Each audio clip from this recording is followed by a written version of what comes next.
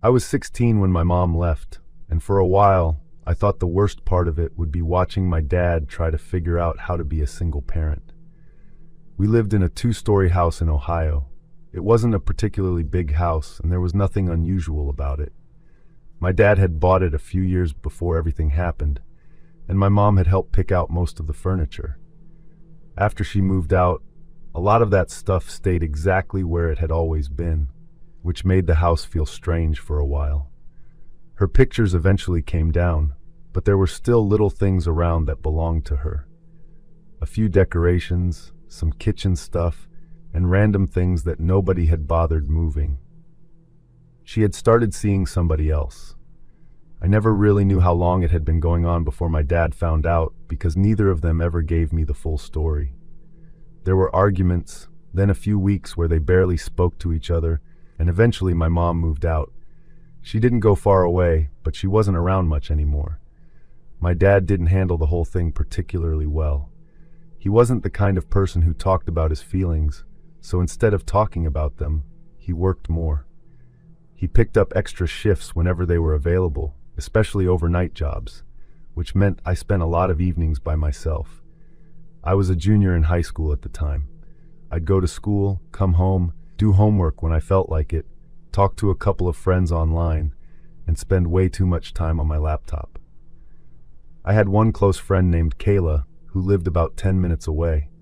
We'd known each other since middle school, and before my mom left, she used to come over pretty often.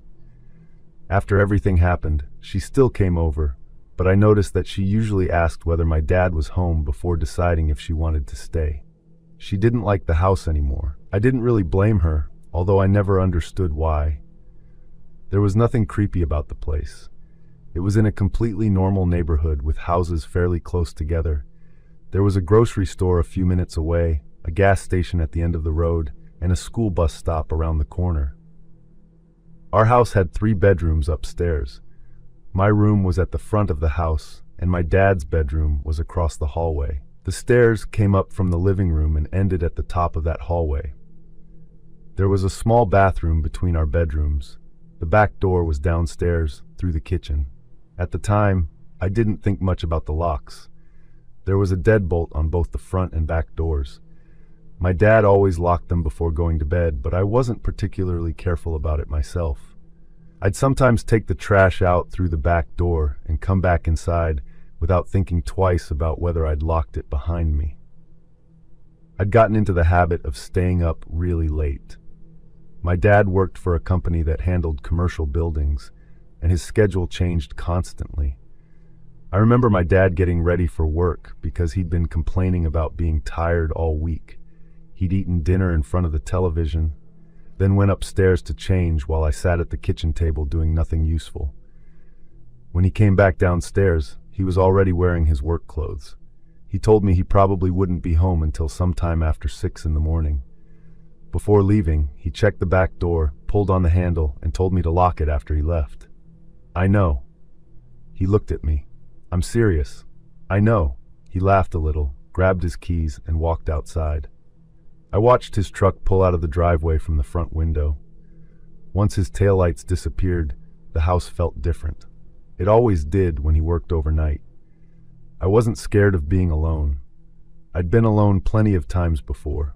I got some food, watched television, and talked to Kayla over text. I remember lying on the couch laughing at some of the messages she was sending me. Eventually, she stopped replying because she had to get up early the next morning. I went upstairs sometime around midnight. I had school the next day, but I wasn't tired. I opened my laptop and started watching a show I'd been watching for a few days. I downloaded it because the internet connection in our neighborhood was terrible, and I didn't want the episode constantly buffering. I watched one episode, then another. Around 2 in the morning, I was still awake. My room had one window facing the street. Every now and then, headlights from a passing car would shine across the ceiling. Normally, I wouldn't have paid attention to that. That night, I did. I think being alone makes you notice things you normally wouldn't. At some point, I paused the show because I thought I wanted something to drink. I sat there for a minute trying to decide if I was actually thirsty enough to go downstairs. I wasn't. So I kept watching. A little after 3 in the morning, I heard something downstairs. There was a sound from the back of the house. I took my headphones off. A few seconds later, I heard the back door opening. My first thought was that my dad had come home. That was the obvious. I felt relieved for a second because I assumed he'd finished work early. But I remembered that his truck hadn't been in the driveway when I'd looked outside earlier. I sat there listening. The back door made a quiet scraping sound as it opened, followed by the sound of somebody stepping onto the kitchen floor. That was when I realized it was definitely somebody. It wasn't the house settling. It wasn't the pipes. There were footsteps. The person downstairs walked into the kitchen. Then I heard a cabinet open. For some reason, I still tried to convince myself it was my dad. Maybe he'd come home without me noticing. He'd parked somewhere else. He'd left his truck at work and gotten a ride home. But something about the way this person was moving didn't sound like him. My dad was loud when he came home.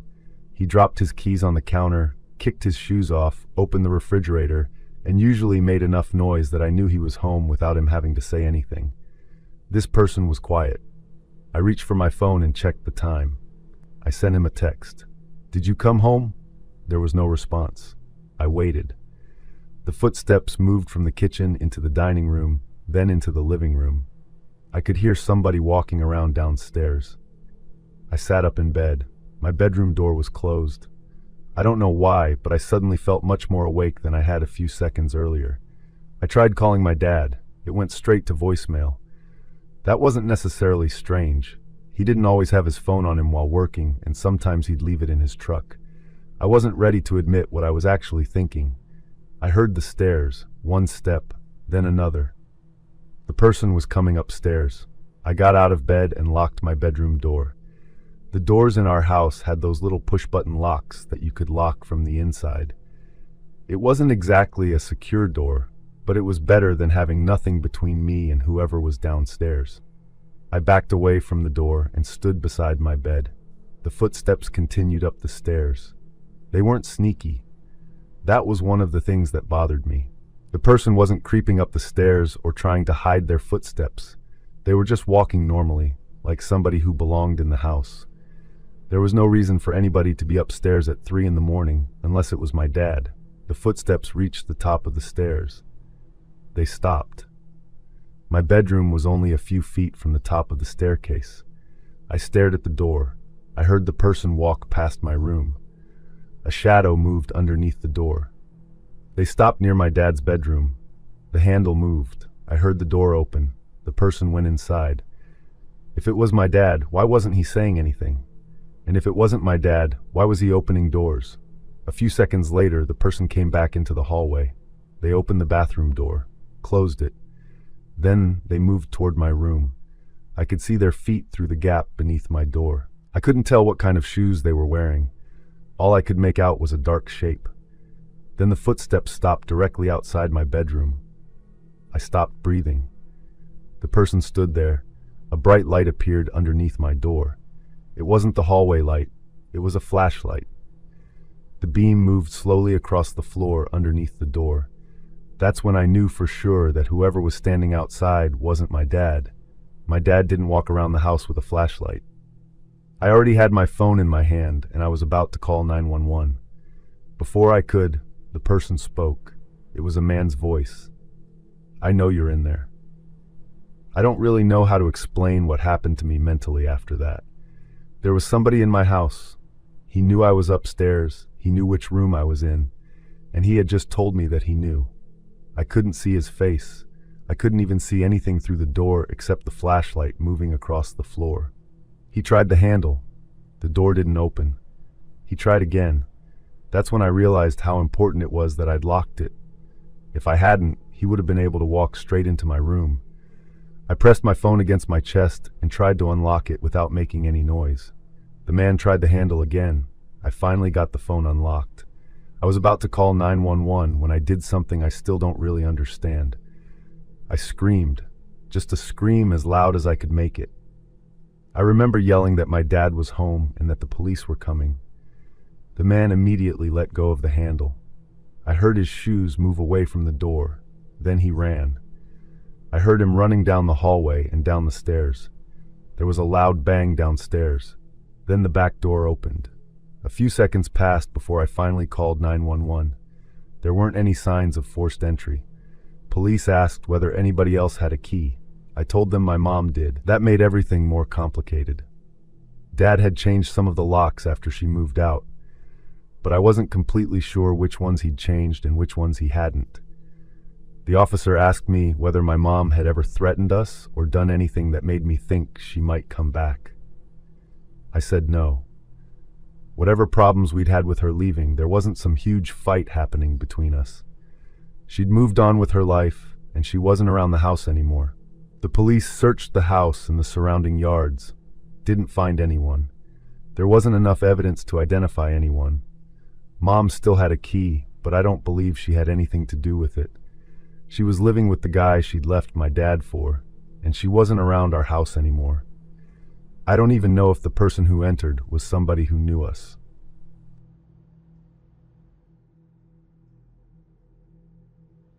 At the time, I was living near Morgantown, West Virginia, in a rental house with my girlfriend Bianca. I worked, and most of my days involved driving between different properties. It wasn't a bad job. It just meant I spent a lot of time in my truck. We'd been together for a little over 2 years and had moved into the house that summer. We were both in our late 20s and trying to save money, so neither of us had a particularly exciting life. My parents lived about 50 minutes away, and my younger brother was still living with them at the time. I saw them fairly often, especially during the winter, because my mother was constantly worried about me driving in bad weather. She'd actually called me earlier that evening. There was a winter storm moving through the area, and the forecast had already warned about several inches of snow. I told her I was leaving work soon and would be home before it got too bad. She gave me the usual speech about not driving too fast. I told her I knew. She said I'd say that and then drive too fast anyway. She wasn't completely wrong. I finished work around 8 that night. By the time I got into my truck, snow was already coming down pretty heavily. The roads weren't terrible, but they were getting covered quickly. Bianca had texted me while I was leaving work and asked if I wanted her to wait up for me. I told her no and said I'd probably be home within an hour. The route I normally took wasn't particularly complicated. I had to get through some less populated roads before reaching the main highway, then take another road toward our house. There was one stretch I didn't particularly like during bad weather. It was an older 2-lane road that ran through a heavily wooded area. There weren't many houses along it, and there were several curves. At night, it was extremely dark. There were long stretches without streetlights, and the trees came close enough to the road that it sometimes felt like you were driving through a tunnel. I wasn't afraid of it. I preferred it to the busier roads because there was less traffic. That night, the snow made everything look different. The trees were covered in white, and my headlights only seemed to illuminate a few yards ahead. Snow kept hitting the windshield faster than the wipers could clear it. I had the heat on, some music playing, and one hand resting on the steering wheel. And that's when I caught sight of the woman. She was walking on the right side of the road, going in the same direction I was driving. I thought she was wearing some kind of light-colored pants. It took me a second to realize her legs were bare. She was barefoot. She was wearing looked like a thin white nightgown. It was definitely not something anyone should have been wearing outside in that weather. I slowed down immediately. There was no car that I could see. I drove alongside her for a few seconds and lowered my window slightly. "Hey, are you okay?" She didn't answer. She didn't even turn toward me, just kept walking. I slowed almost to a stop. "Do you need a ride?" She continued walking toward a section where the road curved and the trees became thicker. I thought she was in shock. I didn't want to get out because the road was slippery and I couldn't see very far ahead, but I also felt like I couldn't just drive away after seeing somebody walking barefoot through a snowstorm. I lowered the window a little more. "Do you need me to call somebody?" She still didn't respond. Then she stepped off the road. She walked directly toward the trees, into the woods. I watched her disappear between the trees. I sat there with my truck stopped. I figured there had to be a house somewhere nearby that I couldn't see. There were plenty of strange things that made more sense than anything supernatural. I eventually drove away. I remember thinking that if she really was in trouble, somebody else would probably come along behind me and see her too. I drove for like 20 minutes. By then, I'd almost completely forgotten about her. The snow was getting heavier, and I was concentrating more on the road. I had just come around a bend when I saw somebody standing on the side of the road. I immediately slowed down. It was the same woman. I knew it was her. I don't mean that she looked similar. I mean I recognized the exact same white dress and the same long dark hair. She was standing on the opposite side of the road this time. She wasn't walking. She was standing there. I couldn't understand what I was looking at. The first thing that went through my mind was that I'd somehow taken a wrong turn and ended up back where I'd been. I looked at the dashboard and then at the road signs because I thought maybe I'd missed something. But I knew I hadn't. I'd been driving continuously. There was no side road I'd taken, no turnaround, no shortcut, and there was no way she could have gotten from where I'd seen her 20 minutes earlier to where she was now. The distance between those 2 points was few miles, and the road was winding through the woods. Even if she'd somehow run the entire way, she couldn't have reached that spot ahead of me without crossing the road or passing me. I slowed down until I was almost crawling. She was standing about 10 or 15 feet from the road. Snow was falling around her. She wasn't moving. She lifted her head. I could see her face. I can't explain what was wrong with it. I've tried telling this story to people since it happened, and every time I get to this part, I end up saying the same thing. I don't know how to describe it. It looked like a woman's face, but there was something profoundly wrong with it. Her skin looked unnaturally pale, gray beneath my headlights. Her eyes were the first thing I noticed. They were open far wider, and she was staring at me. There was no expression I could recognize. Mouth was open, I think. I remember seeing her teeth, but even that doesn't really explain what disturbed me. There was something about the proportions of her face, something about the way she was looking at me. It looked like a face that was trying to imitate a human face without actually understanding what a human face was supposed to look like. That's the closest I can get. I wish I could give a better description. The second I saw her clearly, I screamed.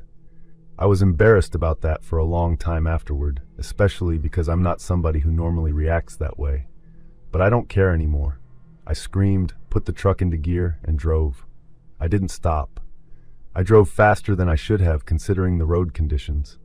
The truck slid slightly around one of the curves, and that scared me almost as much as the woman had. I remember gripping the steering wheel so hard. I kept telling myself that I hadn't seen what I thought I'd seen. There had to be some explanation. I went through every explanation I could think of. None of them explained how she'd gotten there. That was the part I couldn't get past. Eventually, I reached a better maintained road and pulled into a gas station that was still open. There were 2 other cars parked outside. I went inside and bought a bottle of water even though I wasn't thirsty, and sat in my truck for like 10 minutes before I finally called Bianca. I told her I was okay and that the roads were getting bad. She asked why I sounded strange. I told her I'd had a weird encounter with somebody walking along the road. Bianca immediately asked if I'd called the police. She got annoyed with me. She said that if there was a woman walking barefoot in a snowstorm, I should have called somebody. I agreed with her. I also didn't tell her the entire story. I didn't tell her about the face. I knew how it sounded. I knew what she'd say. I just eventually drove home. When I got there, Bianca was standing at the front door waiting for me. She took one look at me and asked what happened. I told her everything. This time I included the part about seeing the woman twice. She looked more concerned than I expected. She asked me if I was sure I hadn't taken a wrong turn. I told her I was sure. Eventually, we came up with the same explanations I'd already been telling myself. Maybe the snow had confused me. I went to bed that night without thinking I'd experienced anything paranormal. I thought I'd just seen something strange that I couldn't explain. It wasn't until a few days later that one of my friends, well, he said he'd heard things about that stretch of road. I'd never heard any of them. He told me there had been few serious accidents there. I started asking people about the road, not because I wanted to investigate it, mostly because I wanted to prove to myself that there was an explanation. I heard different versions of the same basic story. There were stories about crashes, ghosts. Some of those were obviously ordinary accidents caused by snow, ice, deer, speeding, or people driving while intoxicated. I don't believe every accident on that road had anything to do with a ghost. But there were enough stories about the woman that I stopped laughing. There were stories about people seeing someone in their headlights and then losing control of their vehicles. Again, I don't know how much of that was true. People tell stories. Stories grow. A car accident becomes a ghost story after enough people repeat it. I stopped driving it at night whenever I could. Bianca still remembers the night I came home. She says the strangest part was how badly I was shaking. I don't remember shaking. I remember being scared, obviously, but mostly I remember being confused. Years later, I don't think I'm afraid of ghosts in general. I'm not someone who sees every strange noise as paranormal. The first time I saw the woman, I watched her walk into the woods. 20 minutes later, she was few miles farther down the same road. She hadn't passed me. She couldn't have gotten there. I don't know what she was. And I know that if I ever see somebody barefoot in a snowstorm again, I'm calling the police from a safe distance and continuing straight home. And I'm never taking that road during a snowstorm again. I was living with my parents in North Carolina.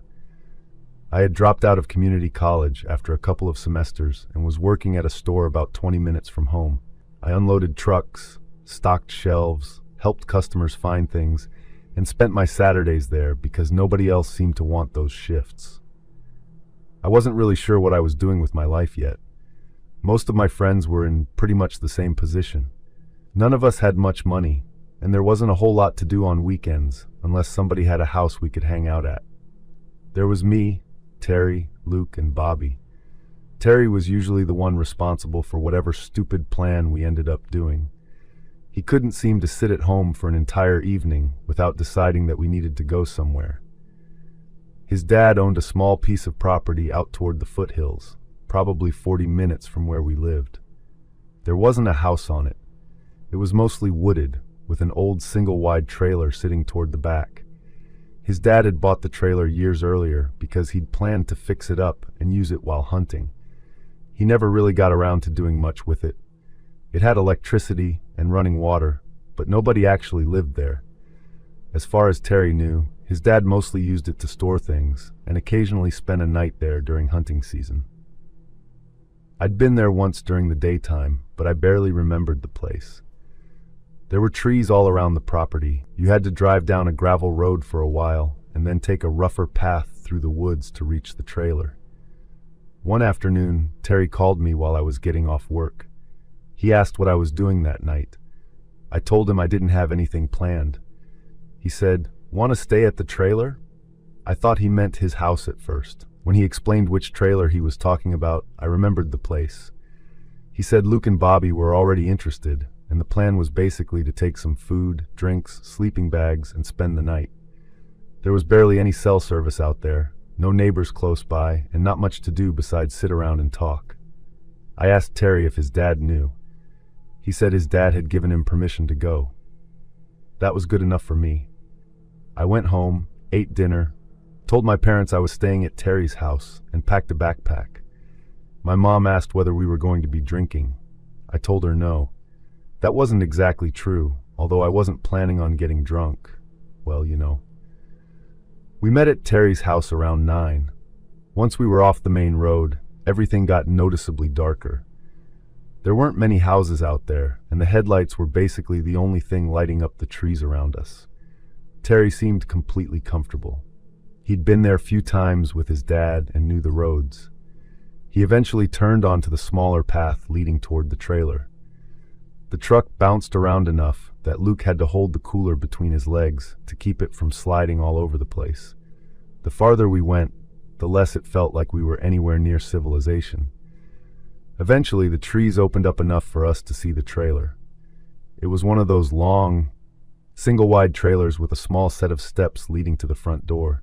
Leaves had collected along the bottom, and some branches were touching the roof. Terry parked beside it. We all got out and stood there for a minute because it was surprisingly cold. It was just genuinely isolated.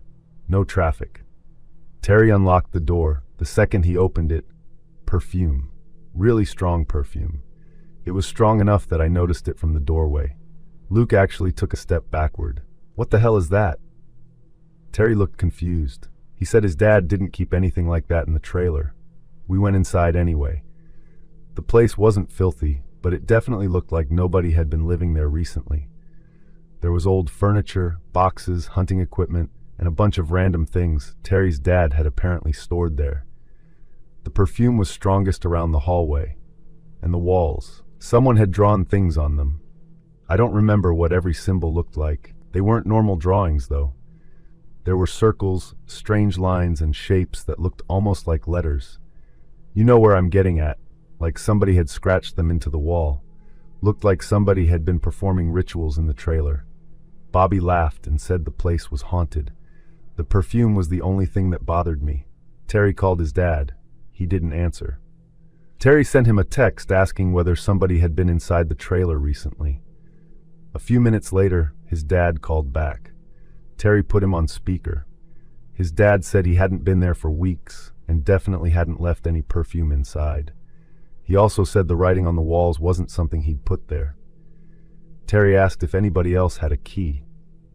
His dad said he didn't think so, but he told us not to worry about it and said we could leave if we didn't feel comfortable.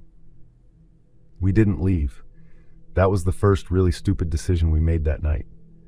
At the time, though, we were 4 guys in our early 20s sitting inside a trailer in the woods. The conversation about the drawings quickly turned into jokes again. We figured maybe a previous owner had drawn them. The trailer had been bought used, and Terry didn't know its entire history. So we decided to stay. We moved some boxes around and started eating. We settled in. We were sitting around the living room drinking and talking while some movie played on the television. Nobody was paying much attention to it. Around midnight, Terry muted the television. We all looked at him. He was listening. There was something outside. It sounded like footsteps somewhere farther away. We waited. Seconds later, we heard a crunching sound coming from the direction of the driveway. A few seconds later, a person appeared between the trees. It was a man. He was walking toward the trailer. The way he was walking, he wasn't wandering around like somebody who'd accidentally stumbled onto the property. He was coming toward us. We watched him through the window. He looked thin and was wearing dark clothes. Terry stood up and moved toward the window. The man stopped. Neither side moved. Even from where we were standing, it was obvious he'd noticed all 4 of us. He ran. He turned around and took off into the trees. What the hell? Terry immediately went to the door and locked it. He called his dad again, explained what had happened. His dad sounded surprised. He told us there shouldn't have been anybody out there and that we needed to stay inside. He said he would try to figure out whether somebody had been using the property without permission. We asked if he wanted us to leave. He told us to use our judgment, but if we did leave, we needed to leave together. That was enough for us to start taking the situation more seriously. We didn't go outside. We kept the lights on and stayed together in the living room. For about an hour, nothing happened.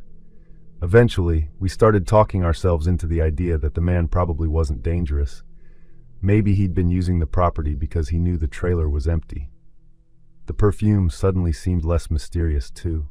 We started wondering whether somebody had actually been staying in the trailer without Terry's dad knowing. If somebody had been staying there, it would explain the perfume and maybe even the strange drawings. We still didn't know who the man was, but we had something that at least sounded like an explanation. Sometime later, we heard something from the trees. Sounded like somebody making a strange noise. I can't really describe it. It wasn't yelling, it was like talking. There would be a few low sounds, then silence, then another sound. All 4 of us looked toward the windows. Nobody wanted to open the door. After a while, Luke whispered that he thought somebody was outside. I looked toward the front window and saw a face between the trees. It was the same man. He He was wearing something over his face, a dark mask. He was standing there looking toward the trailer. We watched him through the window. He started walking toward the trailer. Terry quietly told everyone to get away from the windows. We moved toward the back of the trailer. The man reached the steps. He stopped outside the door. Then he started hitting it. The first hit wasn't enough to break anything. The second one shook the whole frame, hit the door again. The frame cracked. We were already grabbing our stuff when the door finally gave way. But the man didn't come inside. He stood there, looking into the trailer. Then he ran. He disappeared into the darkness almost as quickly as he'd appeared. We were all standing there trying to understand what had just happened. Terry had his phone out and was trying to call his dad again. We heard the man's voice outside. He was talking. It sounded like he was having a conversation with somebody who wasn't there. I remember hearing him laugh once. Then everything went quiet. We waited. A few seconds later, he appeared again. This time he was holding a knife. He was still wearing the mask. He stood few yards from the trailer and looked toward us. Then he started talking to himself again. We stopped trying to figure out what was happening. We just needed to get out. Terry shouted for everyone to move. We grabbed whatever we could and ran out the back of the trailer. Nobody had assigned themselves a direction or decided who was doing what. We just ran. The truck was parked in front of the trailer, which meant we had to go around the side to reach it. I remember being terrified that the man was going to appear from the other side, but we couldn't see him. We reached the truck. Everyone piled inside. Bobby had dropped one of his shoes somewhere and didn't even bother going back for it. We drove down the path with the headlights bouncing across the trees. Once we reached the gravel road, Terry called 911. He explained what had happened and gave them the location.